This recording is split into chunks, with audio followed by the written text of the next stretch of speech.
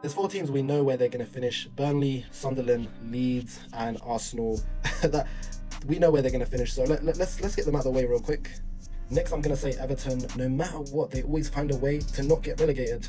The next 7 teams, I don't expect nothing from these teams. Like, we know they're going to finish somewhere in the middle. We know they're not going to get relegated. Nottingham Forest had a crazy season last season, but they're not going to replicate it. West Ham are going to have a poor season. They lost Kudus. And Crystal Palace, they always finish somewhere in the middle. Like, they're a mid-table club. They don't finish anywhere else. So these are just the next teams that we can just skip through. Next, it's Newcastle. I know they signed Elanga, but it's not going to be enough to challenge for top 4, top 5, and get into Europe. They've been rejected by everyone they wanted to sign: ImGamaran, João Pedro, Ekitike. Isaac wants to leave now. They're going to have a poor season. It's not a good environment to have for the other players as well when your best player wants to leave.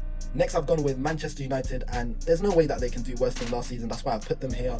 Maybe I'm thinking a little bit hopeful that they could finish a little bit higher, because I am excited for Mbeumo, Cunha, Diallo. That front three could actually be electric. But I'm going to put them here just because of, they finished last season so poor. So I'm expecting them to do a lot better, but at the same time, it's Manchester United, so I've got to put them here.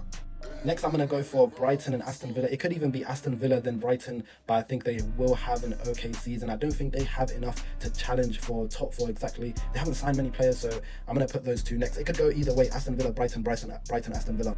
Next, I'm going to go for Tottenham at 5th, and yeah, I think their team is complete. They've got a good manager now, Thomas Frank, and that, I think, Kudus on one side, Son on the other side. Even they've still got Kulusevski. Even that's what Dej Spence playing on the right side now with Kudus. That side's going to be quite good. I think they're going to have a good season, so I'm going to put them at 5th. Next, I'm going to go for my very own club. I feel like we're going to come 4th this season. I don't think we have enough to win the Premier League. I don't think we have enough to challenge Liverpool or Chelsea or Arsenal. I feel like this may be like a poor season for us. Next, now I'm going to go for Chelsea, because I think their team is also complete. I think now they've finally got a striker in João Pedro, and they've made a lot more signings. If they get Xavi Simons in the door, I feel like they could definitely go a little bit further, maybe challenge Arsenal. But I feel like they have a really good team, and I feel like, yeah, they could come third.